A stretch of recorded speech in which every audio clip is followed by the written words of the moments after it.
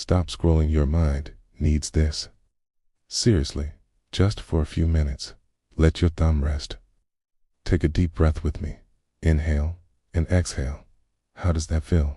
In our nonstop world of notifications, deadlines, and never-ending to-do lists, we often forget to just be. We're constantly pushing, striving, and achieving, but we rarely give ourselves permission to pause and heal. What does healing even mean to you? It's not just about recovering from a physical injury. It's about mending the little paper cuts on your heart, soothing the burnout from a long week, or finding your way back to yourself when you feel lost. It's a quiet process of allowing yourself to feel what you feel without judgment, and gently guiding yourself back to a place of peace. Think of yourself like a garden. You can't expect beautiful flowers to bloom if the soil is depleted, if you never water it, or if you let weeds take over. Your mind and soul are that garden. Healing is the act of tending to it, pulling out the weeds of negative self-talk, watering it with kindness and self-compassion, and giving it the sunlight of joyful moments. So, what are some simple ways we can start this healing process today? It doesn't have to be a week-long retreat or a dramatic life overhaul. Healing can be found in the smallest of moments. First, reconnect with your body.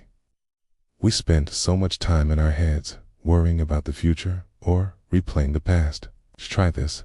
Stand up and stretch. Roll your shoulders back. Feel your feet on the ground. This simple act of physical awareness brings you back to the present moment, which is the only place where true peace can be found. Or maybe it's a gentle walk in nature, noticing the color of the leaves or the sound of birds. It's about getting out of your head and into your senses. Next, let's talk about your inner critic. You know, that voice that tells you you're not good enough or that you messed up.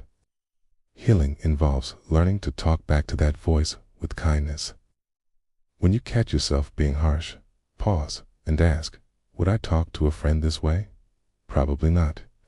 So, offer yourself the same grace.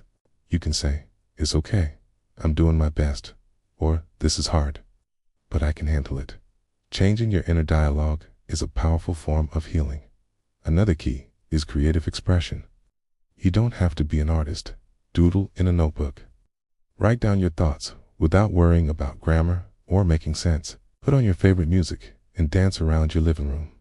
Creativity is a direct channel to your soul, and it allows you to process emotions that words can't always capture. It's not about the final product. It's about the release you feel during the process. And finally, connection. You're wired for connection. Healing often happens when we feel seen and heard. Reach out to a friend you trust. Have a real, honest conversation.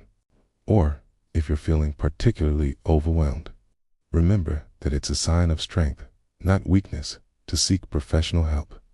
Talking to a therapist or counselor can provide you with tools and a safe space to navigate your healing journey. There's absolutely no shame in getting support. Healing isn't a one-time fix. It's a continuous, gentle journey of returning to yourself over and over again. It's messy, it's beautiful, and it's the most important work you will ever do. So, what's one small thing you can do to tend to your own garden today? Maybe it's 5 minutes of silence, a cup of tea without your phone, or simply telling yourself, I am enough. Thank you for taking this pause with me. If this resonated with you, consider subscribing for more moments of reflection and growth. Take care of yourself.